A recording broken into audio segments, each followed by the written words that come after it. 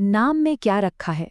ये सवाल तो हम सब ने कभी ना कभी सुना ही है, पर क्या सच में नाम सिर्फ एक पहचान होते हैं या फिर उनमें छुपा होता है हमारा इतिहास, हमारी संस्कृति और भविष्य को लेकर हमारे सपने? चलिए इसमें थोड़ा गहराई से उतरते हैं। तो हुआ ये है कि इंटरनेट पर ना वीजे डायरीज जीके एंड जीएस की एक लिस्ट खूब वायरल हो रही है।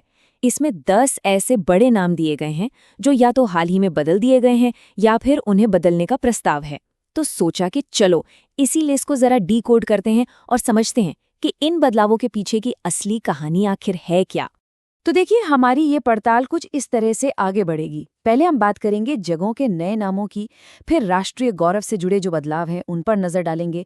इसके बाद सरकारी योजनाओं और दफ्तरों में हुए कुछ इंटरेस्टिंग बदलावों को समझेंगे और आखिर में जानेंगे कि भाई ये नाम बदलने की पूरी कवायद आखिर होती क्यों है। तो चलिए सबसे पहले बात करते हैं उन जगहों की जिनके नाम बदले जाने से उनकी पहचान को एक नया रूप देने की कोशिश की गई है। इस लिस्ट में सबसे पहला नाम है केरल का, जिसे केरलम करने का प्रस्ताव है। और देखिए, इंटरेस्टिंग बात यह है कि केरलम जो है वो मलयालम भाषा में राज्य का पारंपरिक नाम है।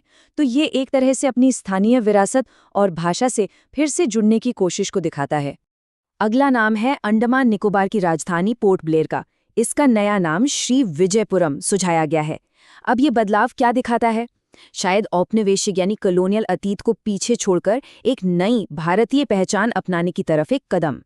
फिर देखिए पंजाब का आदमपुर हवाई अड्डा। इसका नाम अब एक बहुत ही श्रद्धेय ऐतिहासिक संत श्री गुरु रविदास महाराज के नाम पर रखा गया है।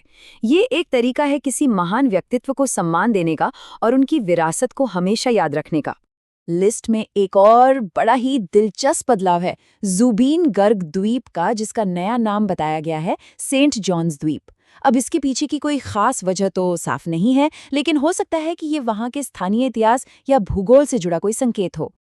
और इस सेक्शन का आखिरी उदाहरण है अहमदनगर रेलवे स्टेशन। इसका नाम अब महारानी अहिल्याबाई होलकर के सम्मान में अहिल्यानगर रेलवे स्टेशन कर दिया गया है। ये दिखाता है कि कैसे सिर्फ एक नाम के जरिए इतिहास की एक इतनी महत्वपूर्ण महिला शासक को श्रद्धांजलि दी जा सकती है। चलिए अब जगहों से आगे बढ़ते हैं और बात करते हैं उन नामों की जो सिर्फ पहचान ही नहीं बल्कि देश की वैज्ञानिक और सुरक्षा से जुड़ी ताकत को भी दिखाते हैं। वाह, ये नाम तो भारत के स्पेस एक्सप्लोरेशन के इतिहास के एक सुनहरे पल से जुड़ा है।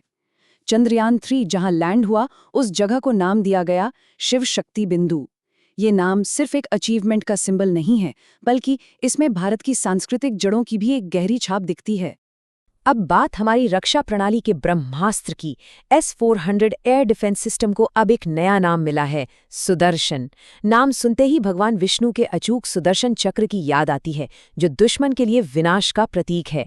वाकई में ये नाम इस हथियार की ताकत को एकदम सटीक तरीके से बयां करता है।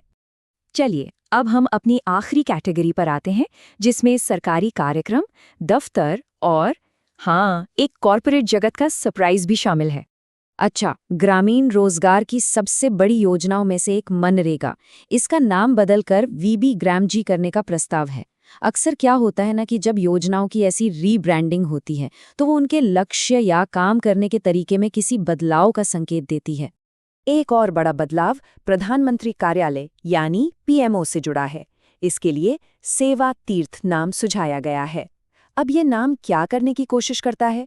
यह प्रशासन को सिर्फ एक ऑफिस की तरह नहीं बल्कि सेवा के एक पवित्र केंद्र के रूप में पेश करने की कोशिश दिखाता है। और अब एक ऐसा उदाहरण जो शायद थोड़ा चौंकाने वाला हो।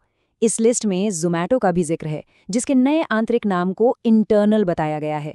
इससे ये पता चलता है कि नाम बदलने का ये जो ट्रेंड है वो सिर्फ सरकार तक ही सीमित नहीं है, बल्कि कॉर्पोरेट दुनिया भी अपनी पहचान को नए सिरे से गढ़ने में लगी है।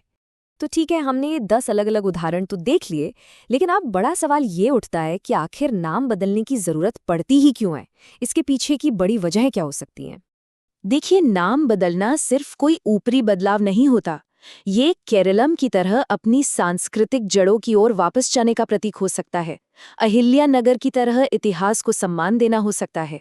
शिव शक्ति बिंदु की तरह राष्ट्रीय गौरव को हमेशा के लिए अमर करना हो सकता है। या फिर सेवा तीर्थ की तरह एक नई प्रशासनिक सोच को दिखाना हो सकता है। आखिर में जगहों, योजनाओं या चीजों के नाम सिर्फ उन्हें बुलाने का एक तरीका भर नहीं होते। वो अपने आप में पूरी पूरी कहानियां समेटे होते हैं, हमारे अतीत की, हमारे आज की और हमारे आने वाले कल की उम्मीदों की। तो अगली बार जब भी किसी बदले हुए नाम को देखें या सुने तो एक पल के लिए जरूर सोचिएगा, क्या ये सिर्फ एक नया लेबल है या फिर ये एक पूरी विरासत को फिर से लिखने की कोशिश है।